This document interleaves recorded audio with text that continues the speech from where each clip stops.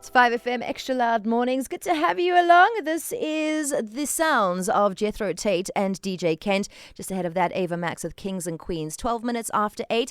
As I mentioned a little bit earlier, we are definitely in unprecedented times. Things are not normal, and it's stressful, it's confusing, it's traumatizing, it's all of those things.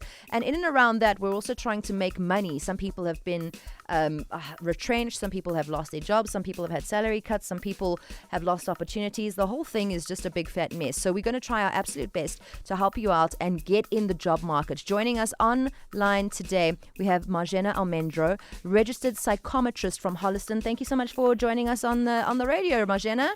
How's it, Nicole? How you doing? Listen, I'm feeling the stress, hey? I'm not going to lie. I've got other job things that I do during the week, and lots of opportunities have been lost. Got laid off one of the particular jobs that I was doing as well. So it's rough, and I want to try and help as many people as possible who are in the same situation, if not worse. And I'm pretty sure you'll be able to help us with that. So where would you say is the best place to look right now if you are looking for a job? Okay, so Nicole, the first thing we need to remember is that this is not, like 10, 20 years ago. We are now living in Industry 4.0, and it's not just about a CV. That's very important, but we need to have a holistic, integrated approach in terms of how we're looking for work. So first things first, make sure that your personal brand is on point. Now, what do I mean about a personal brand? Well, it can spill into your digital brand, so make sure that your social media platforms are clean. At least private. They're clean, or at Yeah. least very, very, very private if prospective employers are looking at that. Okay. Make sure that you've got your LinkedIn profile. If you don't, oh my goodness, start one yesterday. Okay. Also, you need to be reaching out to your networks. This is so powerful. People underestimate the fact that they're friends on Facebook. Is friends with somebody else who could actually introduce you to something. Okay? So make sure that you're reaching out to your networks as well. In terms of where to look, so obviously employ the practices that are usual, like uploading your CV onto career networks such as PNet, Careers 24, Career Junction, all those good things. But most importantly, like I said, make sure that CV is looking slick and sexy. Okay. You mentioned the portals. Are those free to add to, or how do they work? Absolutely. Wow. Okay, I didn't know that. You didn't know that? Come on, girl. No, I didn't. Also, they don't hire radio people that way, so I've never had to. So you said the PNet, Career 24, and? There's so many. Gosh, Careers 24, Career Junction. Running a simple Google check on popular career portals in South Africa is going to yield you a list of all of those links that you can upload your CV onto. Okay. All right. Very, very handy. Preparing for a virtual interview. I'm sure a lot of people are having to do this now if you're going to be working online, if you can do the work from home or whatever, and if you're going to be doing an interview. Are there some do's and don'ts that you can suggest for us? Absolutely. So, myself included, my bottoms are sometimes questionable in terms of PJ bottoms. Make sure that you're actually going to dress the full part. Cool. Because if you stand up in an interview or something like the phone drops or the laptop drops, it could be a little bit embarrassing. Wear pants. Wear pants. All wear right. Pants, please. So make sure that you're dressing the part. Make sure that, ladies, you're putting on a full face of makeup, you're doing your hair, you're looking slick, you're looking sexy.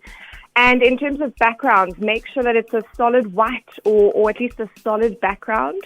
Don't be sat in front of toys and your bedroom cupboard and all those fun things.